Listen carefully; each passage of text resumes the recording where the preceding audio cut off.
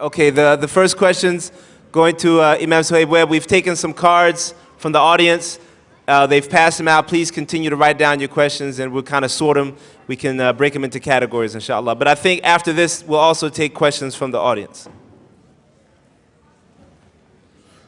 So this question is kind of a fiqh question, and you have Imam Majid here, you have Imam Abdul Rauf, صح?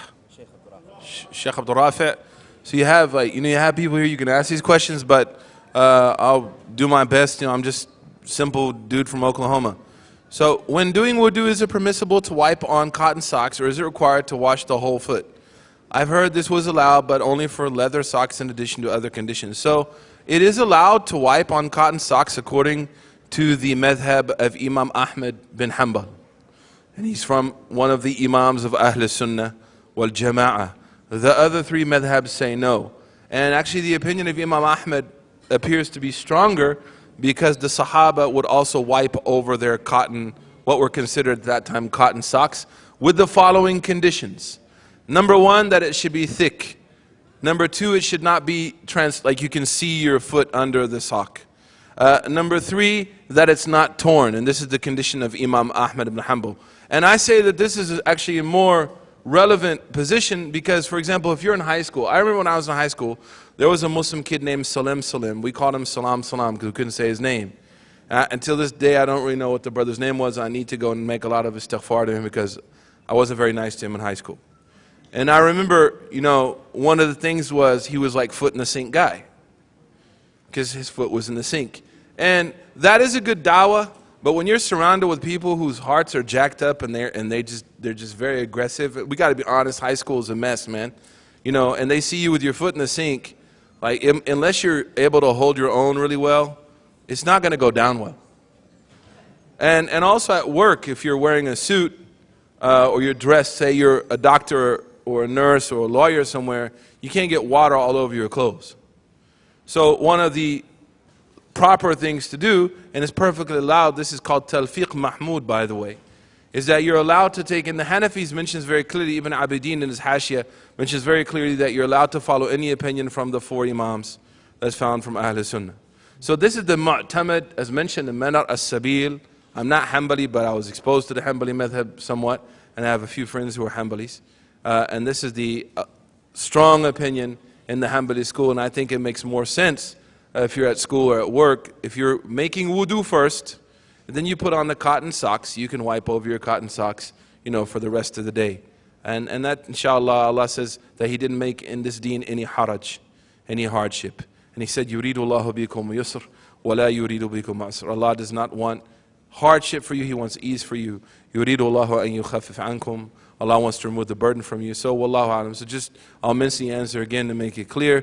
It's allowed to wipe over your cotton socks according to the madhab of Imam Ahmad ibn Hanbal, which is rooted in the practice of certain Sahabi who did so. And that's with the conditions I mentioned. Number one, it should be thick enough. You talk about you can walk a certain distance and so on and so forth. Should be thick enough that you can't see the skin under the sock. Secondly, that they're not ripped. Thirdly, that you put them on after you made tahara without breaking the tahara the first time. Wa wallahu a'lam. They can be cotton socks. Any type of material. طيب. Assalamu alaikum wa rahmatullahi wa barakatuh. By the way, I am Hanbali and we're open for business, inshallah ta'ala. If you guys want to sign up, just let me know. We're not as hard as you guys think we are. In the Arab world, Sheikh, they say tithambil hash. Whenever you start talking very strict, they say don't make it too Hanbali. But as you can see, sometimes Hanbalis are actually easier than the rest of them. So, all right, so I've got a good question. I think it's a very relevant question. How many of you are excited that Ramadan is coming up?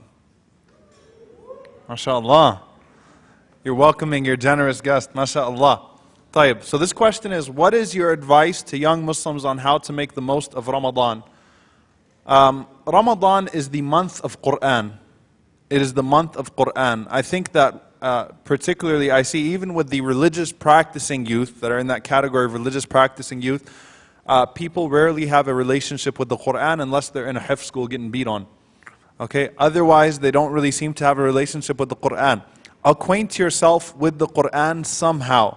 And make make a goal that's realistic. You need to prepare for it. Something needs to change about you in Ramadan. Something needs to change about you in Ramadan. Now, so you need to acquaint yourself with the Quran, a share of the Quran. It is Shahrul Quran, the month of the Quran.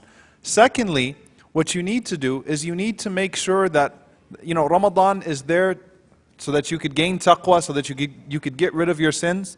And Imam Ibn al-Qayyim rahimahullah, he says something very important. Imam Sh.Suhaib touched on it in the talk, which is the whole concept of preferring deen to your desires. What has preference in the deen? Doing good deeds or abandoning sins? Abandoning sins. Taqwa means to abandon sins. The point of Ramadan, كُتِبَ عَلَيْكُمُ الصِّيَامِ كَمَا كُتِبَ عَلَى الَّذِينَ مِنْ قَبْلِكُمْ لَعَلَّكُمْ تَتَّقُونَ. Siyam was written upon you as it was written upon those who came before you, so that you could gain a sense of taqwa. Imam al-Qayyim rahimahullah, he said, أَعْمَالُ الْبِرِّ يَفْعَلُهَا الْبَرُّ وَالْفَاجِرُ وَلَا يَقْوِي عَلَى تَرْكِ الْمَعَاصِي إِلَّا صِدِّيقًا. Imam al-Qayyim said, anybody can do good deeds. A righteous person and a not so righteous person, a fajr. But the only one who will be able to abandon his sins is one who is truthful with Allah subhanahu wa ta'ala. If you gain nothing else out of Ramadan except that you got rid of your haram relationship, or you got rid of something that you knew was a barrier between you and Allah subhanahu wa ta'ala, that is more productive than a person who left those things lingering around but decided to volunteer more and to do more charity but did not take care of the root of the problem. So my advice when you go into Ramadan, this might be your last Ramadan. Allahu A'lam, we ask Allah subhanahu wa ta'ala, Allahumma ballighna Ramadan, to allow us to live till Ramadan. Try to identify the sins, the things that could be standing between you and Allah subhanahu wa ta'ala, and get rid of those, and acquaint yourself with the Quran, even if you're just going to finish reading it one time. Alright, it doesn't count when you do khatam hopping. You just jump from masjid to masjid whenever Quran khatams are going on. You yourself need to read the Quran. You need to make sure you finish it at least one time in the month of Ramadan. Jazakumullah. Okay, and also I've asked the speakers here, because of the amount of questions, we'll be trying to sum up some of the questions addressing the issue within it. So listen closely. You may not find your particular question read and answered, but your issue may be addressed. So please listen carefully. So I have a question here. Why are tattoos forbidden in Islam? And coupled with that is a question at the bottom. If someone converts to Islam and still has tattoos, what should they do? So number one, tattoos are forbidden because the Prophet ﷺ said, La'natullah, Allah wa Rasuluhu, that Allah and His Messenger curse the woman who seeks to have tattoos and also the woman who does the tattooing. And Imam Ibn Ashur, Tunisi, he's a great scholar, in his book on Maqasid, he talks about the ta'leel, the reasoning behind this prohibition. So there are two. One is that it's what's called taghir khalqillah, that someone's changing the creation of Allah, and that's why men also fall into this prohibition. And then secondly, that tattoos were actually from the sha'ir of the zaniyat in the time of the Prophet, that prostitutes during the time of the Prophet ﷺ were known because they used to, maybe you've read this hadith and wonder what it meant, where it talks about having your teeth, a space between your teeth, because nowadays it's not beautiful. I'm from the country. Back in the days, in my grandmother's time, it was considered very sexy, to have a big space between your teeth. Now it's not, thank goodness. And that was also the case during the time of the Prophet. So that prostitutes would actually have large spaces put between their teeth and get tattoos. The next question, if someone, you don't mind if I just answer this question, Omar, because it's Sheikh, because it's kind of related. So if someone converts to Islam and still has tattoos, if someone converts to Islam and still has tattoos, what should they do? You do not have to get your tattoos removed if you convert to Islam. If you can afford to do so, that's fine, but I would rather you give that money to a charity instead of going to get, because you have accepted Islam and what you've done in the past is gone. However, from the conditions of marriage for a woman or a man is before you get married, you should inform the person that you have tattoos. Not the first time you meet, right? Hey, how are you? Assalamu alaikum. Oh, by the way, I was in Vegas back in '93, and that was before I was Muslim, right? All of us who converted, we know about that was before I was Muslim clause, right? That was before Allah guided me. So, but later on, as you get to know each other and as you feel that the roller coaster might go down, and that you might propose the idea of marriage, then you're actually obligated to share with someone that you have tattoos on your body. Wallahu alam. Thank you very much. Tayyib, I've got a couple of questions that go into the same category. So the first one is tips and advice on lowering the gaze. The second one is, what's the problem with having friends that are of the opposite gender? If I keep my intentions pure, what's the big deal? And the third one is, what do you think of hijabis who wear tights? I don't know if you meant tight jeans or like tights, actual tights. But so anyway, just quickly inshallah ta'ala to summarize it. Number one,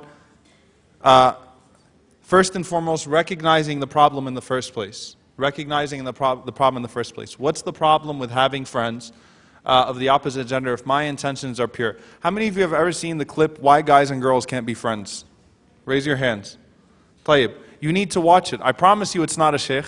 It's not going to be a guy with a big beard that's going to tell you why guys and girls can't be friends. It was actually an experiment on a college campus by a non-Muslim. So basically he asked the guy, it takes guys and girls and he asked them, he asked the guys, do you think you could ever, do you ever think about that person in a sexual way or things of that sort? And he asked the girls the same question, and so all of them said, no, of course we can be friends and we don't think that way.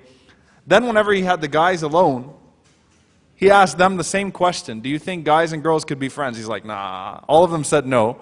And all the girls were like, yeah, of course. Then he asked the girls, he said, well, do you think that if you opened yourself up to a relationship with him that he'd be willing to engage in a relationship with you? And they were like, oh yeah, of course. And so the point was, the end of the experiment was, guys and girls can't be friends, of course, in that regard. The point is, and I'm not an advocate for, I think that, subhanAllah, Sh.Suhaib al-Uda once said something very powerful. He said, if you close the doors to that which is permissible, people will break the doors. People will break them and people will transgress.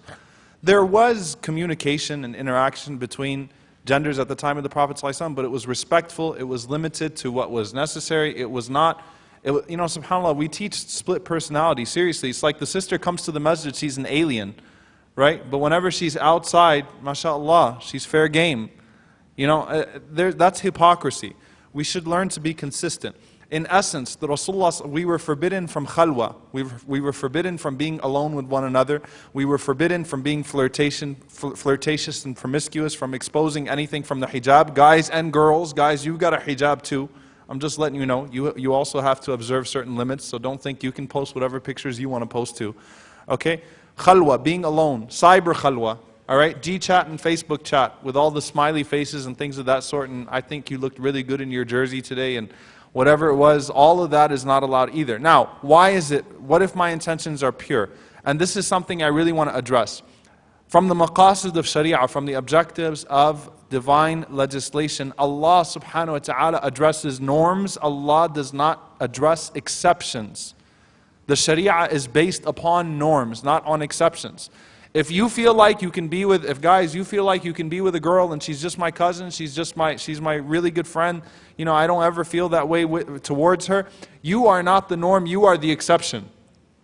The legislation will not be based on the exceptions, it will be based on the norms. Just a month ago, I had a sister that took one of my classes that told me that she was with her male cousin, alone in the car. He used to drop her off to school every day for 2 years, and all of a sudden he groped her.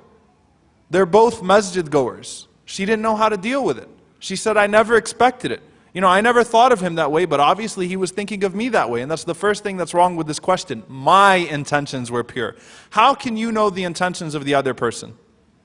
You cannot know the intentions. And let me just tell you something, sisters. Guys play a lot of games. No offense, man. Brothers, just cover your ears. We are not who you think we are sometimes. Okay? As long as a man is still biologically a man, he still is attracted to a woman. Okay? Unless he's undergone some procedure or something like that, he's still a man, he still likes women, he still likes sisters. Okay? So Allah addresses the norms, not the exceptions. Maybe you can control yourself, but not everyone can. What do you think of hijabis who wear tights? Number one, if a sister, so this is for the people that pound on women constantly and consistently, don't allow sisters to progress. Instead, they do exactly the opposite of what the Prophet ﷺ said. The Prophet ﷺ said, "La tu'inu shaytanu alayh." Don't support a person's shaitan against them. If a person is wearing hijab that is not complete, that does not mean that you can say that they are not wearing hijab. That means they're wearing hijab, but there is a flaw in their hijab. You cannot say that it's as if you're not wearing hijab, you are not muhajjaba. Okay? That's not appropriate to attack people to that extent, to beat them down. On the other hand, there is a hijab we know what the bounds of hijab are. We know what the Prophet ﷺ has legislated as hijab. We're not talking about a difference of opinion of covering the face or covering the hands or covering the feet here. What we know is that it represents modesty. It represents modesty. So it should be loose clothing that does not show the figure of the body. At the same time, it should not draw more attraction. Some hijabs actually are a tease. They're more of a tease than they are a covering. Don't do something that would contradict the purpose of the hijab. So wear hijab to fulfill its purpose, inshallah. And at the same time, progress. It's not always all in, all out. It's not always all in, all out. Sometimes I'll see a sister who will wear, short shorts, or a skirt. And she's saying, one day I want to be a hijabi. It's like, aspire by getting closer, inshallah ta'ala. Start wearing long skirts, start wearing baggy pants, loose pants, start wearing long sleeve and things of that sort. But certainly, so the extremities that we have here, and I apologize, Sheikh, I'm taking way too much time. The extremities that we have here is we have one group of people that's acting as if the hijab does not exist. Then you have another group of people that's judgmental against non-hijabis. And those are extremities. It's in the middle there. Yes, Allah will look at our insides, but these are manifestations of what is on the inside. These are mandatory actions, okay? So we have to try to act according to the command of Allah, but we've all got our own issues.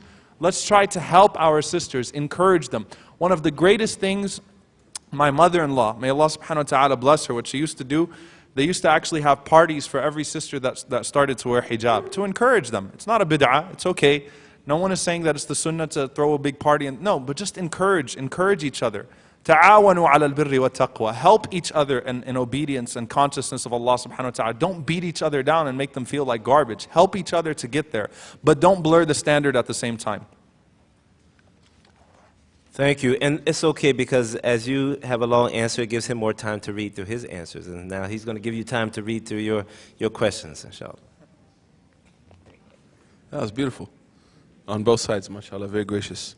So I have a number of questions here, basically kind of very similar to what Sheikh Omar just talked about. So how does one behave towards their fiancé who is not yet in nikah? What is their advice to a brother or sister who are being tempted with getting involved in an un-Islamic relationship because they cannot get married due to financial reasons or parents won't allow them? How should a woman refuse to shake hands? We'll get to that one. What is your point of view on arranged marriages? So we have a few relationship questions. So let's set it off. Let's start by talking about, how one should behave towards your fiancé. You should treat her like she's not mahram. That's it. There's no pre-kind of mahram, post almost mahram now bow.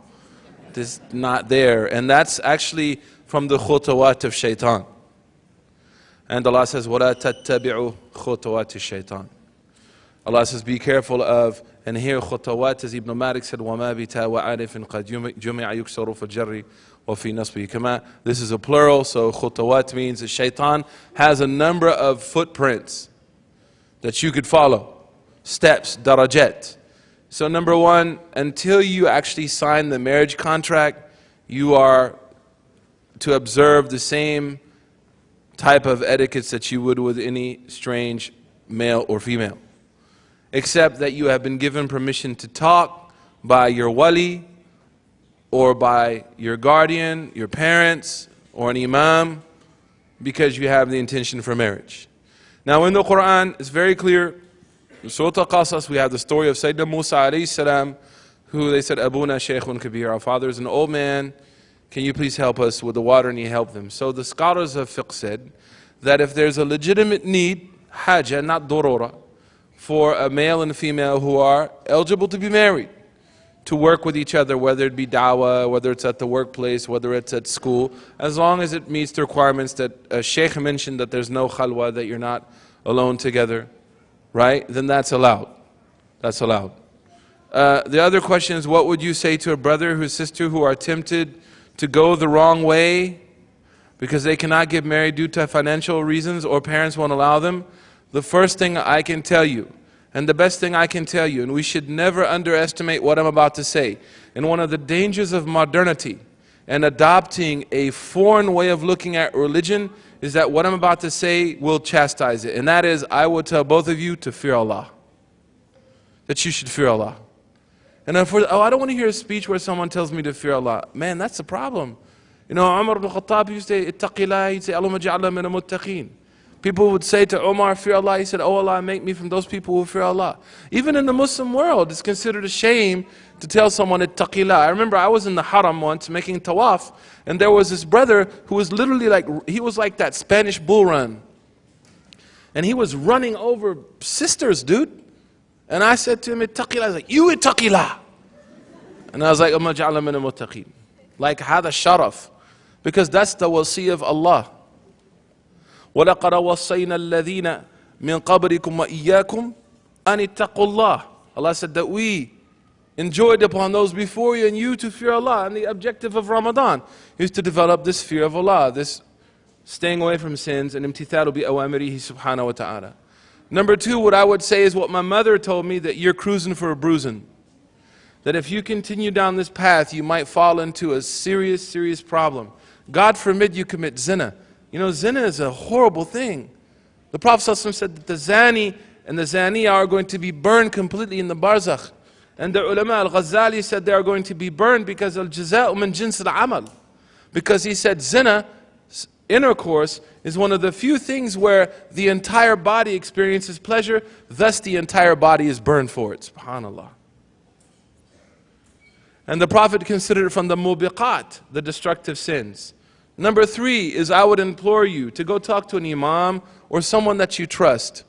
Maybe not the imam, but someone that you trust who can go be an arbitrator for you and your parents. Wallahi, parents, we're destroying our young people with this garbage, man. Wallahi, man, it's crazy. You know, I have a brother, a sister in my community from Africa, and an African-American brother wants to marry her, and her parents told me he's black. And I said, where are you from, Iceland? Because there are certain jahili pathologies that have mixed into our understanding of reality, man. And that goes back to what I said earlier, the centrality of building a personality on wahi is the first step towards having a strong spiritual state. Not a bay'ah to someone, you know, not this fashionable, cheesy spirituality. You know, the first way to draw nearer to Allah is with His book. And that's why Uthman ibn Affan, when someone asked him what's the best way, the quickest way to draw near to Allah, he said, I know of no easier way than ila bi kalimatihi, except with His words. And anyone who teaches you, and I'm saying this, and I'm old enough and I don't care no more. You know what I mean? I don't care no more. I got babies, kids. Anyone who comes at you and says, stay away from Qu'ran, stay away from the hadith, stay away from revelation, stay away from knowledge, I'm your bridge, you know, to the paradise, stay away from these people. What did Junaid say? Junaid is the founder of the Mutasawwifin. He said, if you see a man yutiru fi sama, if you see a man flying in the heavens, in the sky, don't listen to him until you see how he acts with the book of Allah and the sunnah of the Prophet sallallahu alaihi wasallam. So you need to find someone who can be an arbitrator between you and your parents. And parents, I'm telling you, your daughters are suffering. We have 41-year-old girls in our community who aren't married because their parents said no to everyone who came to their door. And we have men well into the mid-30s who had the princess wife ideal, right? They wanted to marry, what's her name? Ashwati Rai Bread. I don't know whatever her name is. And she never showed up. And we have, you know, the brother says, I want to marry Khadija. Well, then be like Muhammad, and you'll get Khadija. And what's happening is they're in their mid-30s, and we know the shelf life of, unfortunately, and I say this all the time, sister, your shelf life is not 26. Your shelf life is Jannah. And that's because, again, we look and identify ourselves as being inhabitants of the dunya. We are only visiting here. We are here temporary. The Prophet said, like sitting under the tree to get some shade. But ultimate success and happiness is in the hereafter.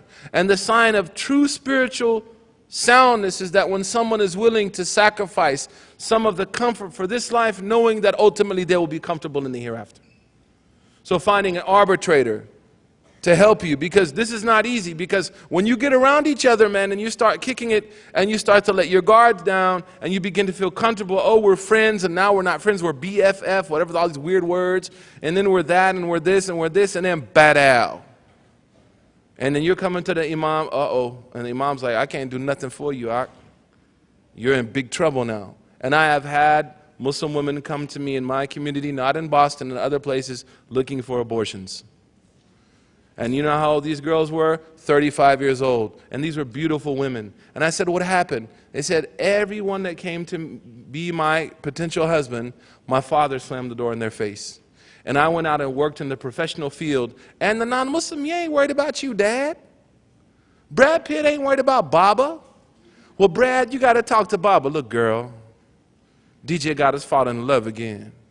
Ain't no need to talk to Daddy. Real talk. Because he doesn't know that.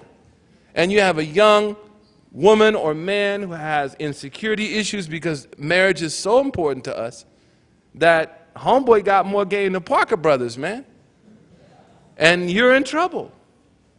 And the last thing I will say is that you need to be our strong friends who can reinforce you to fear Allah and to do what's right. And I'm an imam if I believe that a man and a woman are good for each other and there's no religious reason for their parents to say no, I will marry you. And I don't care if I lose my job. I'll stand in front of Allah, in front of that board, and say, that board was taghut. This board was a board that wanted to impose, from the point of maqasid sharia, opinions and ideas that were pushing our young generation into zina. So finally, finding religious leadership that will stand up for you if you're right, and that you'll be willing to listen to. Wallahu a'lam wa billahi tawfiq. All right, takbir. All right, gave you time to get your questions in, right? MashaAllah. No, it's working. It's working. I actually, Sheikh, I want to actually add on to something, subhanAllah, that Imam Suhaib said.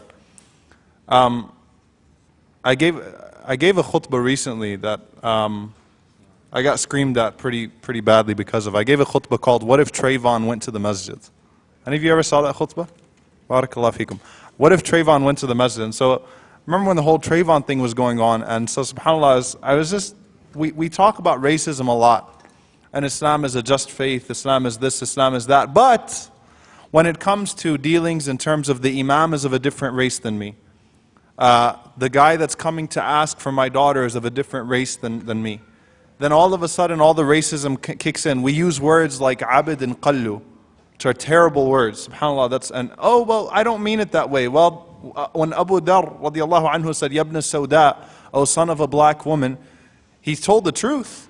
He told the truth. He didn't say anything that was wrong, but it's about how the other person perceives it. We say those words, even though we're religious people and practicing people. We become extremely hypocritical with the race issues when it comes to these things.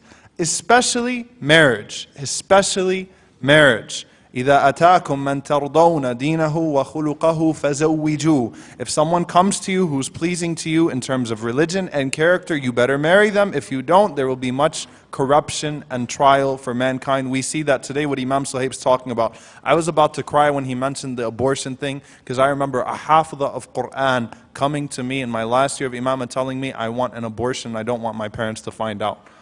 Because the parents kept on rejecting someone from a different race. He's got to be from the same race as me. And you know the pretty ayah that we put on the wedding invitations, وَمِنْ آيَاتِهِ أَنْ خَلَقَ لَكُم مِّنْ أَنفُسِكُمْ أَزْوَاجًا لِتَسْكُنُوا إِلَيْهَا.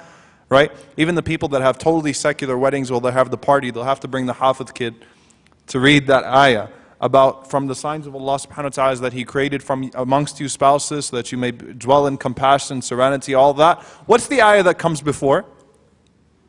Any huffaz? وَمِنْ آيَاتِهِ أَنْ خَلَقَكُم مِّن تُرَابٍ. From His signs is that He created you from turab. You're dirt. All of us are dirt. ثُمَّ إِذَا أَنْتُمْ بَشَرٌ تَنْتَشِرُونَ. And then now look at you, mashallah, you're men, you're women. What's the ayah after marriage? وَمِنْ آيَاتِهِ اختلاف ألسنتكم وألوانكم إن في ذلك لآيات للعالمين. And from Allah's signs is the differences, the variations of your languages and your skin colors. And in that is a sign for those who are not ignorant. Not ignorant. Knowledge. They have ilm. They understand. SubhanAllah, the ayah is sandwiched between those two ayats. Why do we ignore those two ayahs? So if someone comes to you, and by the way, there's been study after study after study that have shown that the kids that grow up with multiple languages and exposed to multiple cultures turn out to be the smartest children. Hybrid kids, mashallah alayhum. Hybrid kids, they're the best. Half Desi, half Arab kids, half Somali, half Arab, half Turkish. Those kids, half American, half... Number one, they're beautiful. Number two, they're smart, mashallah. They get exposed. So don't fall into that backwardness, because if you, and subhanAllah, you turn away someone from a different race, you know what's going to happen? Your daughter is going to end up running off with someone who's of a different race and a different religion. And you have to meet Allah subhanahu wa ta'ala with that crime. So I please, Imam Suhaib has been Imam for longer than I have. I was traumatized from that. I was truly traumatized, seeing how many lives were destroyed because of the parents acting in that manner. May Allah forgive them. I'm sorry for going off on that tangent. I have a question here. Is it Islamically correct to vote for the person or party who approves of something that we don't agree with? So is it okay to vote for a candidate that we don't agree with? Is it okay to not vote at all? There was a conference by Al-Majma' Al-Fiqhi, the Assembly of Muslim Jurists of America. It was held in Montreal, Canada 2 years ago, and they brought scholars from all over the world. One of them was Sheikh Webb from Syria. They brought Sheikh Rayyan, Sheikh al-Malikiyya fil Azhar. I think Sh.Suhaib is one of his students, Dr. Rayyan. MashaAllah, brilliant scholar. They brought some of the scholars from Kuwait. They consulted Sheikh Omar al-Ashqar, my sheikh, who lives in Jordan. SubhanAllah, ulama from all over the world to discuss the issue. What do we do? And this is an ongoing discussion. Fiqh al-aqalliyat, the fiqh of minorities. How are we supposed to act as a minority here? When this question was posed, I thought that the answer was very balanced from them. It's okay to endorse a candidate who has views that are different from your views if it's for a greater good, but it's not okay to endorse his views. Now what that means, Yusuf alayhi salam participated, because we look at shara' min qabl, we look at the legislation before when we don't have a precedent in the sunnah. Obviously we don't have this precedent because this is a very unique situation to us right now. Yusuf alayhi salam, not only did he participate in the political system that was based upon something other than Allah's law, he became a minister. And Yusuf alayhi salam did not go to Al-Aziz and say, look, I want to become the Khalifa here. He said, اجعل لي على خزائن الأرض. He said, put me, make me a minister of agriculture. I know what I'm doing here. إني حفيظ عليم. I can do this part very well. He participated. That does not mean he endorsed the shirk of Al-Aziz. That does not mean he endorsed his polytheism.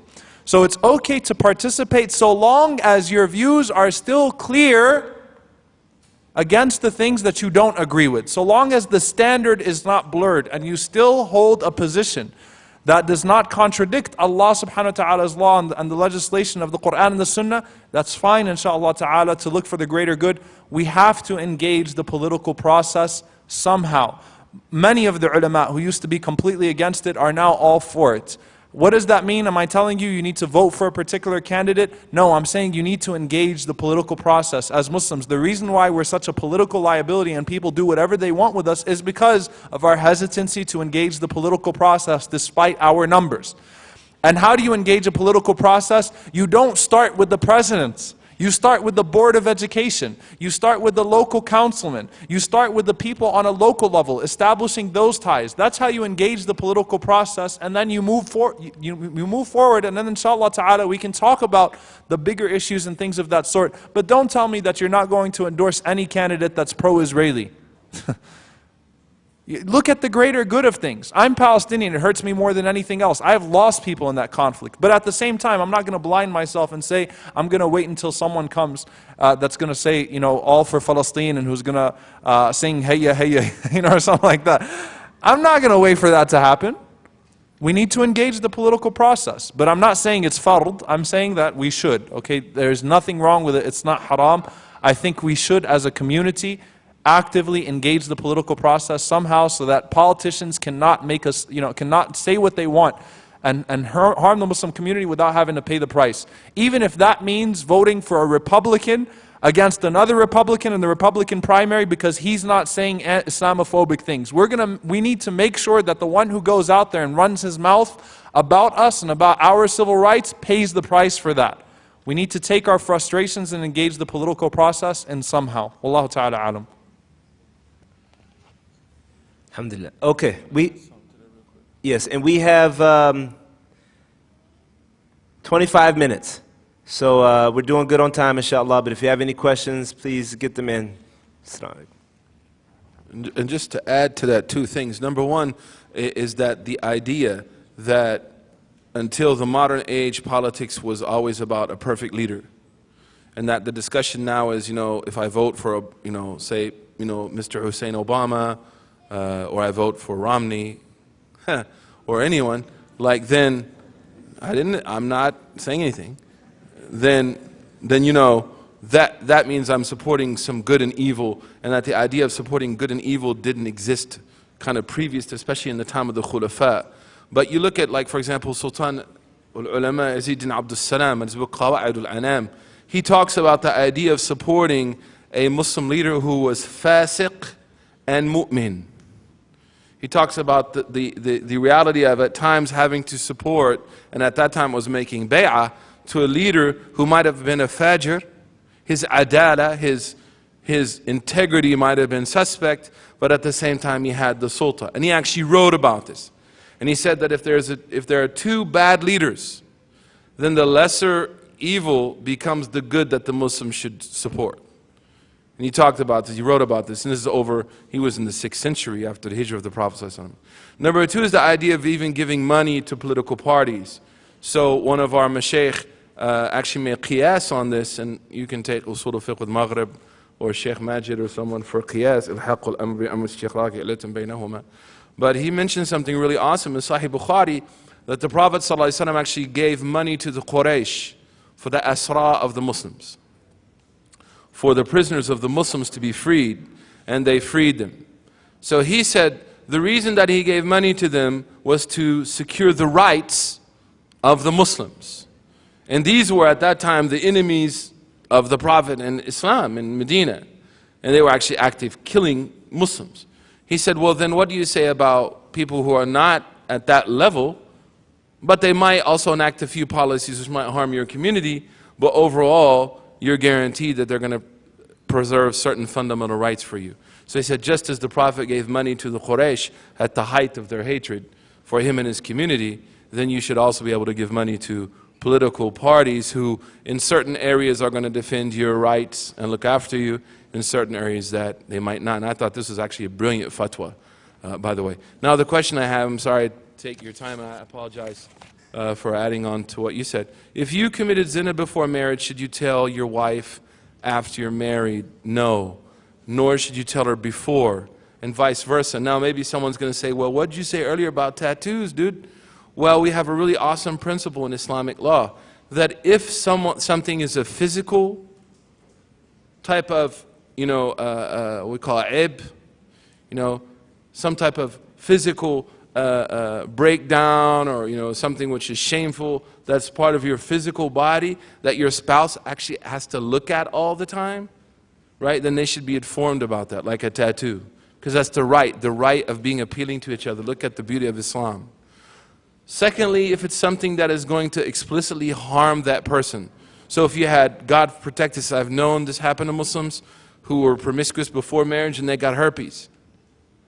And they would have to tell, someone before they get married, I have herpes. Or any type of disease, because you could spread that disease to them. But if it's a sin, something that Allah subhanahu wa ta'ala satarahullah, then the Prophet said, Kullu ummati ma'afun, every one of my community is forgiven except for those who expose their sins to people. And this kullu means am.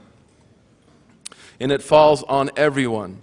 So those things that Allah has hidden from sins that do not carry with them any type of physical harm to a potential spouse, you should not talk about them. Secondly, you should not ask about them. One of the reasons I married my wife, out of a plethora of infinite reasons why, let me make that clear, in case she sees that recording, I couldn't even list them all, wallahi, is that she never asked me about my past. She never asked me about what it was like before you were Muslim. Right? Because I accepted Islam, alhamdulillah. So, no, and you should not ask about this stuff. You should not ask about these kind of things when you marry someone. Oh, by the way, before we signed the contract, did you? It's not cool, man. And it's from the sunnah of the Prophet not to ask people even where they came from.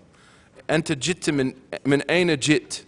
Where have you come from? Because they might have come from a place of ill repute. And their shyness prevents them from saying it to you, so they might lie, so you cause them to fall into a greater sin. So no, you don't have to tell people about that, and we should not be asking about that, because the right of every Muslim upon us is bara'atu dhimma, is that they are good people. Right? And that we should be careful about those things. Sometimes we slander the youth. Oh, these Muslim youth, they're horrible. You just slandered all the Muslim youth. Well, the right of Muslim youth is bara'atu dhimma. Oh, these chachas and chatis and uncles, these people are the worst astaghfirullah azim, ever in the world. La, the asl of these people is bara'atu dhimma. And that's why I told some Christians a few days ago in Boston, we don't believe in original sin, we believe in original goodness. We inherited the goodness of Allah's creation, not His evil. Wallahu a'lam. Okay, what I'm going to do is, after I give you your water, because you need that. Yes, no problem. We have a lot of questions coming up that are dealing with a core issue of gender relations. And there was a talk earlier today by Sh.Suhaib about gender relations. But I think it's important to let the parents know that this is real issues, whether your youth talk to you about it or not, they may be dealing with it. And any youth that is in a high school or in college will tell you, they'll report back to you that mom, dad, it's crazy out there. But sometimes just because your youth doesn't talk to you about it, your child doesn't speak to you about it, you may think, oh, it's the problem with the rest of the group. So we have questions about whether it's getting married online via Skype, why are boyfriends and girlfriends so bad, especially if both of them are Muslim and they're trying to follow some type of etiquette. Why do parents let boys do things more than girls in Muslim home? What's up with that? So instead of addressing all these questions, what I think is an underlying issue here is just gender relations, and not just that, how the parents deal with their children based on their gender, which is causing a lot of these questions to come up. And if the speakers could both touch on that for maybe 3-4 minutes each. We'll start with you, brother. So I think we did what we could, I think, for the most part. When we're talking about specifics, look, at the end of the day, don't try to play Allah subhanahu wa ta'ala. I'm just going to put it straight up. Don't try to play Allah, or Allah's going to get you. There's so many people that try to dance around the rules. The Qur'an is the Qur'an. It's the speech of Allah. At the same time, its interpretation has been preserved and embodied in the tradition and the sunnah of the Prophet ﷺ. We cannot come 1400 years later and redefine the Qur'an. There's qiyas, there's fiqh, there's relevant fatwa, relevant rulings that are given by the scholars to relax certain things that are causing a hardship on the people, but you cannot reinterpret the Qur'an and the sunnah of the Prophet ﷺ in that regard. It is what it is, in the sense that Allah has put these limits between us. What I would say is this: don't try to play Allah for a fool. Allah subhanahu wa ta'ala will get you. If you try to start off a relationship with that way, I'll just put it to you this way: gender relations. If I was to present you with a piece of chocolate, all right, and I had it wrapped up very nice, and I'm not comparing women to chocolate, and I'm not comparing men to chocolate, although some people would like to refer to themselves that way, but I'm not talking about that. I'm talking about if I was to present you a piece of chocolate and it was wrapped up nice, what's the first thing you're going to ask me? MashaAllah. Fitra, halal, not halal. That's actually not the answer I usually get. What's in it, right? What kind of chocolate is it? What's in it? Where did it come from? Okay? You're not just going to be like, ooh, that has a nice wrapper, I bet it tastes good. In essence, and again, also I'm not comparing anyone to used cars, But if you go to a used car dealership and you're interested in a car, but the car is a little bit too pricey, what does the used car dealer tell you to do? Take it for a ride. Take it for a ride, right? Why? So that when you come back, although you really can't afford this car, you felt the leather seats, mashallah, you know, you saw the rims, you tested the MP3 radio, and you're going, man, this car is awesome. What is the car dealer trying to get you to do?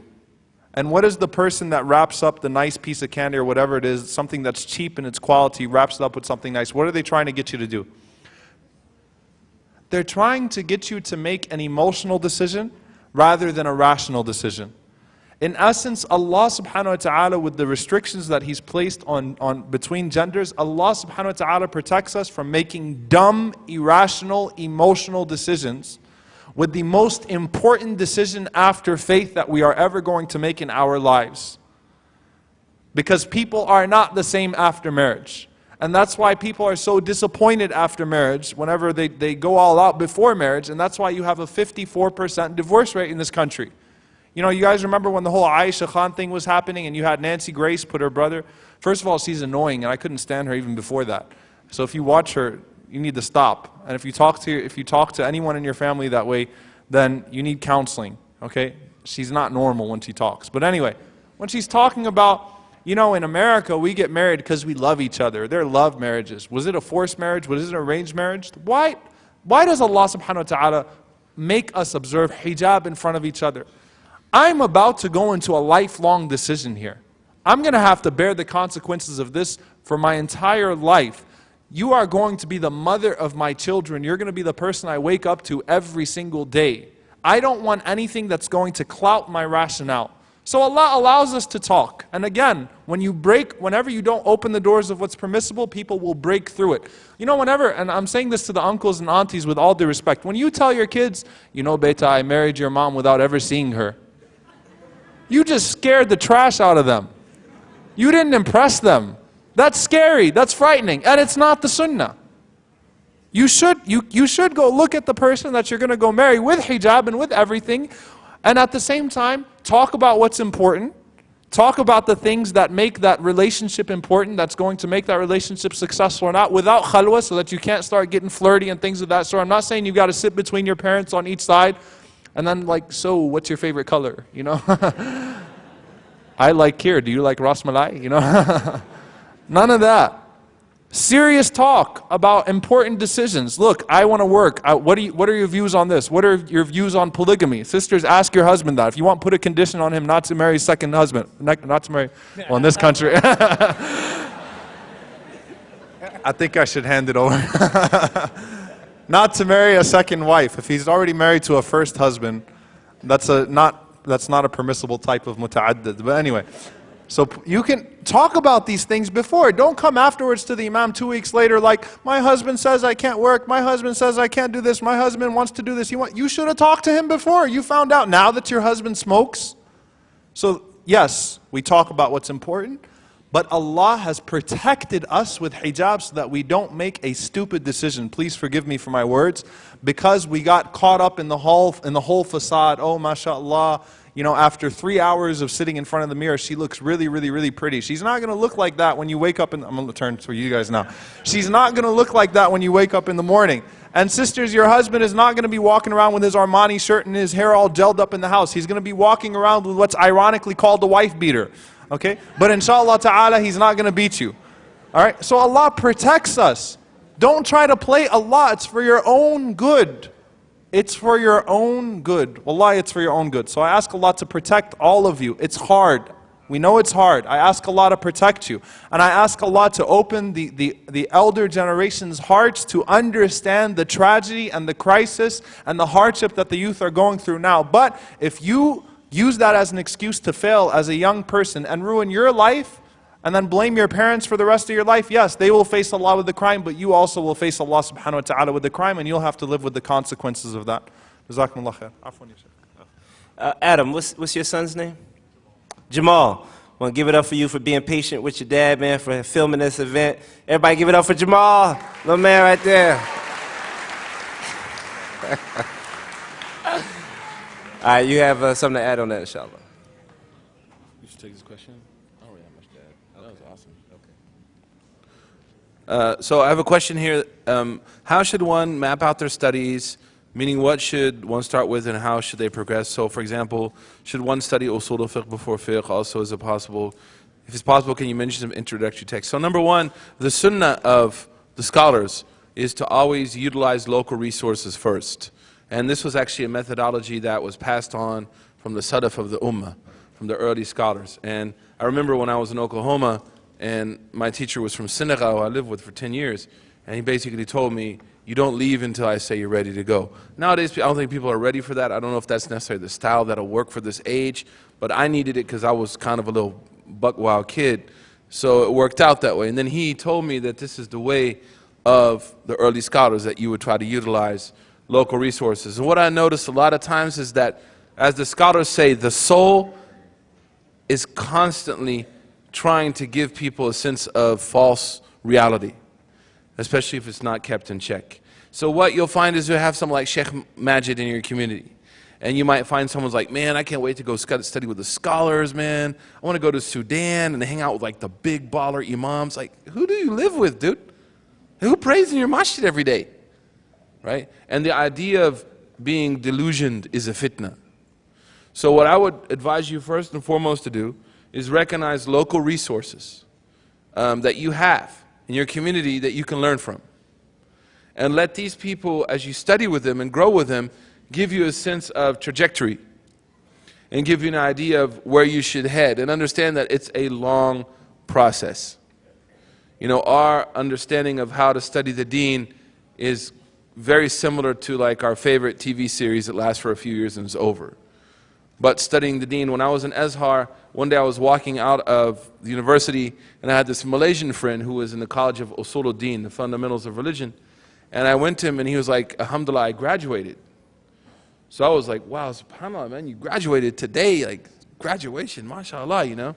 And then I said, what's the one thing that you can share with me, because that was my second year in the college. What's the one thing you can share with me that you've understood through the 4 years? And he said, I've understood how much I need to study more. And I've understood how much more I need to learn. And that this is a really long process, right, at arriving what I want to arrive to. So number one, you should utilize local resources. And I would encourage you to start with someone who can make sure that you're reading the Quran properly. The Quran, if you master, brothers and sisters, how to read the Quran properly and how to teach the Quran, then that's something you can pass on to your children. Wallahi, man, as a father, there's nothing more sweet to your ears than hearing your children read the Quran that you taught them. Because when you hear that, you're like, you know what, I can die now, man. Like real talk, like if I die, I know that every letter this child reads, inshallah, will be sadaqah jariyah for me. And so you feel a sense of like, and there's actually a study in the Hoover Institute, by the way, not to get off topic, how marriage creates a belief in the hereafter. Because you learn of your own immortality by looking at your children and investing in them. So when you learn the Quran, it's like having a personal trainer. You know, people who go to the gym and they spend like $30 a month, like, I'm going to save money. They end up wasting more money because 4 years later, they're still out of shape, they're still fat, and all they've done is walk on a treadmill. You walk outside on a sidewalk. You don't pay $40 a month to go walk on a treadmill. Like, hello. Real talk, right? And then like, you know what, I should have got that personal trainer. So then they pay like double. Then the one who actually goes and gets a personal trainer and works out with them for like 6 months, because the amount they learn in that 6 months allows them to work out at home and even teach other people. And I've seen, we have a brother in California who did this. So the same thing now, if you go to a sheikh or a sheikha and you learn Quran from them, and you learn Quran properly, and you master the not resuscitation, you resuscitate dead people. The reciting of the Quran, people make that mistake all the time, it drives me crazy.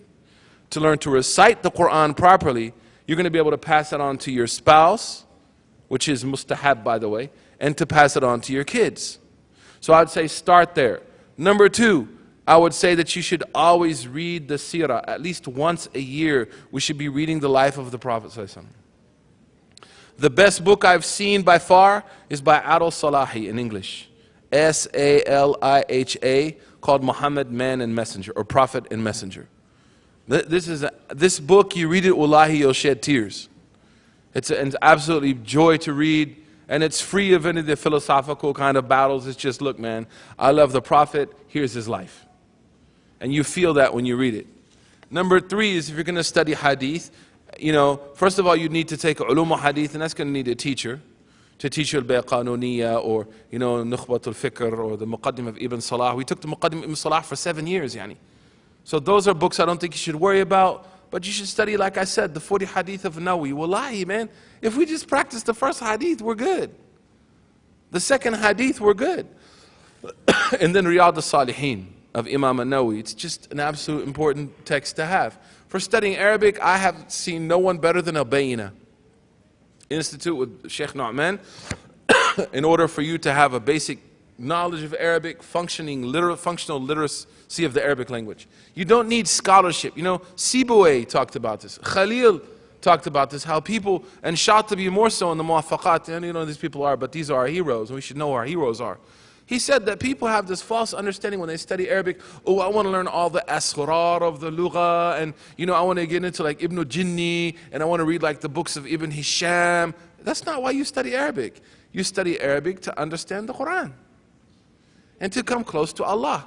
And that's why I love Imam Dabidi Muhammad when a woman went to him one day and said, I have learned Arabic to make dawah in America.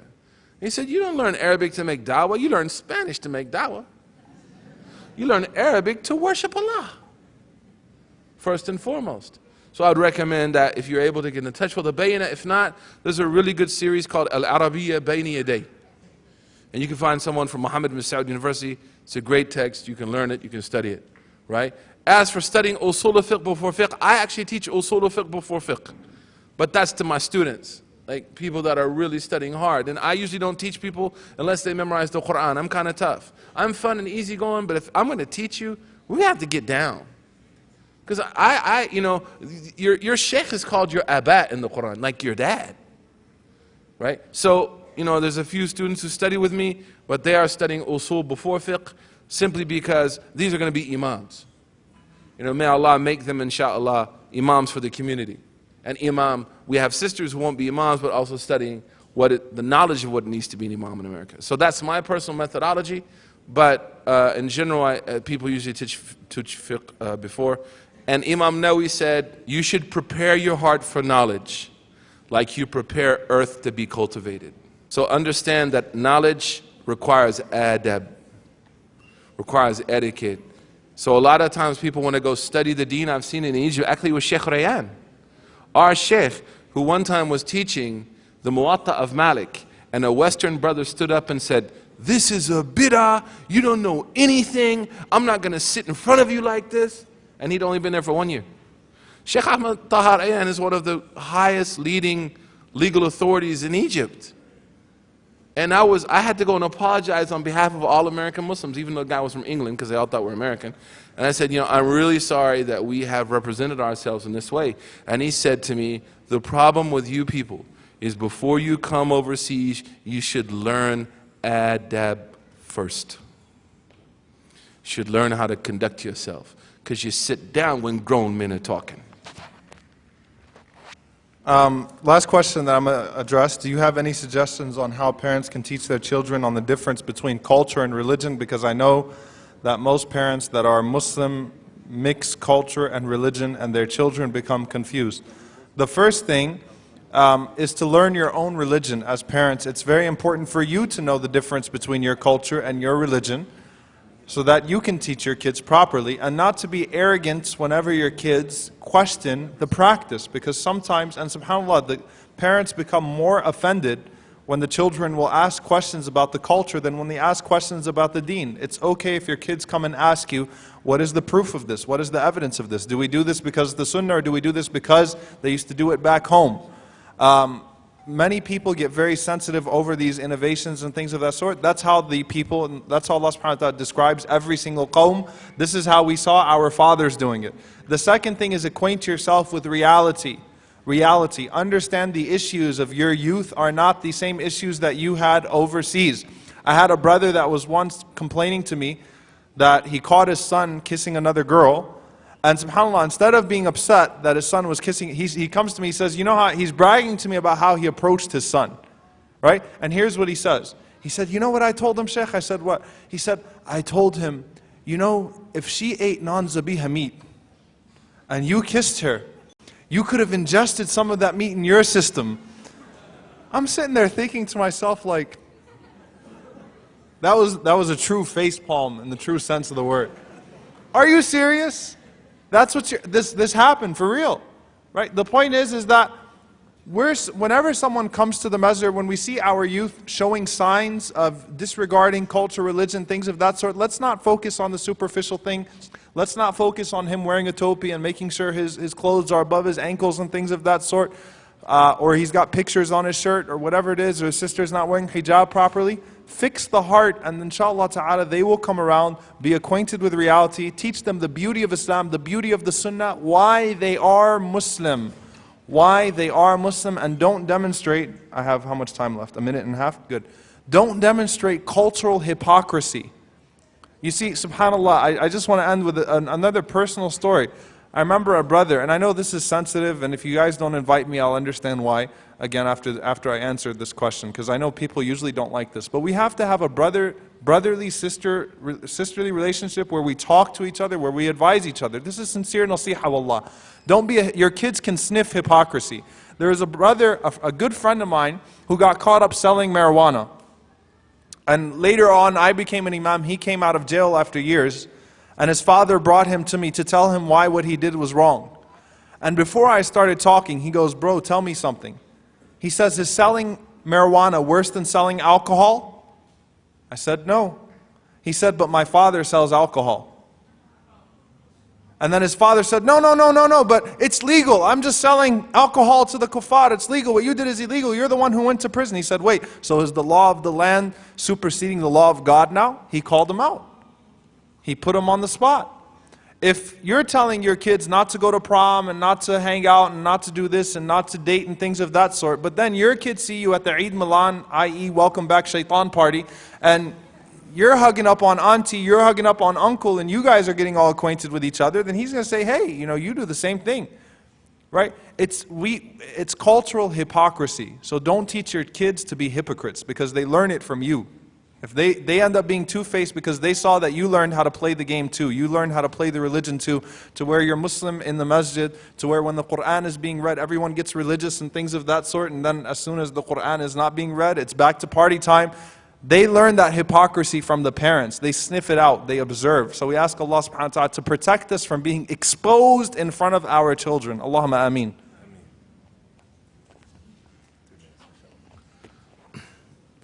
Assalamu alaikum. Just to add a few things before I answer these questions. Number one, this is a youth-run conference. I didn't know that. And just really, you guys have done a great job. And it's great to see young folks out here taking care of biz. Number two is like uncles and aunties and you know, brothers and sisters from other countries. Like any references I made, don't take it like I'm hating on your, not hating, what's the word, that I'm, you know, criticizing your background or anything, please. That's not the intent at all. So, you know, please don't take it that way. And if it has come across that way, I ask you to excuse me. Now, here's the question. If I'm one of those sisters that you mentioned who wants to marry a righteous brother, and my father is not allowing this to happen, he has a very strong personality, and it's difficult to convince him, what should I do? This is why you need to talk to Dr. Majid. Mr. Majid. Right, Eminem, it ain't the rap star, it's Muhammad Majid. Sheikh Muhammad Majid, Hafidhullah. This is where you need to talk to him or Abdul Rafi'. These are people that you need to speak with, and you need to get them involved. You need an advocate, not a lawyer, okay, it's not that deep, but you need some personal advocacy or someone that your father trusts who you know is going to hold it down on the deen issue and kind of be there to talk with your father about this. And ultimately, I tell people, if you can live without this person, I would rather see you not marry them, because you can have there's many young, handsome, I mean, mashallah, I mean, here, you know, there's thousands of millions of single men right here looking for wives, right in front of me here, like the stars in the sky, okay, just right there. There's a guy in a purple shirt, and there's one in green, okay, and there's one that's got, you know, the FUBU shirt on, but it's not the 90s, bro, come on. But, is that Fat Farm? But you can find 1,000,000 husbands, but you can only find 2 parents. And wallahi, I will say this, and there's a really, really delicate balance, man. There's barakah in the parents. Wallahi, there's a blessing in your parents. But parents, try to meet them halfway somehow.